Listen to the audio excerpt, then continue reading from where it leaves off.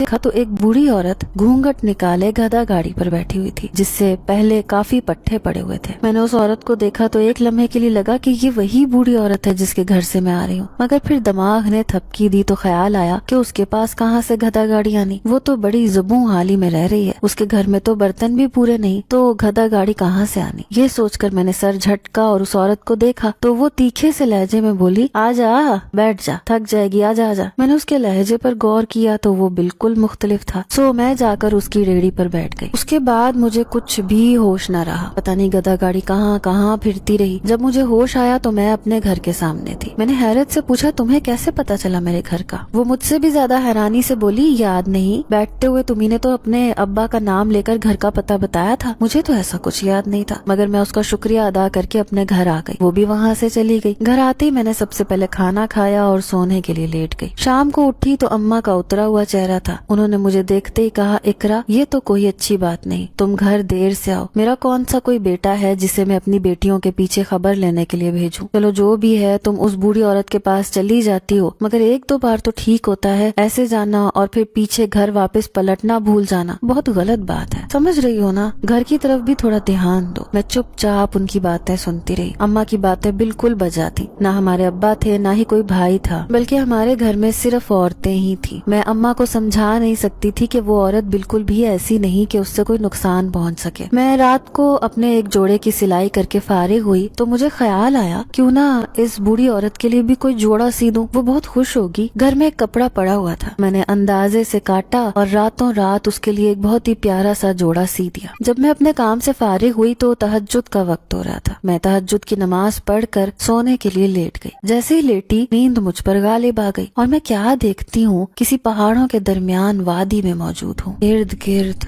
ऊंचे ऊंचे पहाड़ मौजूद हैं। उन पहाड़ों के दरमियान एक खुला सा मैदान है जिस पर कोई घास या पौधा मौजूद नहीं। अलबत्ता उस मैदान में लंबे लंबे चोले पहनकर बेशुमार लोग घूम रहे हैं। मैं भी उन्हीं में से एक हूँ, मगर मेरा चोला उन सबसे मुख्तलिफ है, शायद सुनहरे रंग का, जबकि बाकी सबके सफेद चोले थे। अचानक एक जोरदार सी घंटी बजती है, जिसे घबराकर मैं अपने कानों पर हाथ धरकर नीचे बैठ जाती हूँ। तभी मेरे सामने से लोग परे हट जाते हैं और मेरे सामने का मंजर एकदम से बड़ा वाज़ेह और बड़ा बड़ा सा हो जाता है। सामने एक बड़ा सा पत्थर होता है जिस पर कोई काला चोला पहने, घुटनों में सर दिए बैठा चीखे मार मार कर रो रहा होता है, शायद कोई औरत। बाकी सब लोग उससे खार खाते हुए दूर दूर हो जाते हैं, गोया वो कोई अछूत हो। और तभी मेरी आंख खुल गई। मैं हक्का बक्का बैठी सोचने लगी, ये सब क्या था? मैंने अभी क्या देखा? क्या ये जो कुछ भी देखा उसका हकीकत से कोई ताल्लुक है भी या नहीं? उसी वक्त फजर की अजान होने लगी तो मैं चौंक गई। हमेशा बड़ों से यही सुना था कि फजर के वक्त जो ख्वाब आए वो हकीकत होते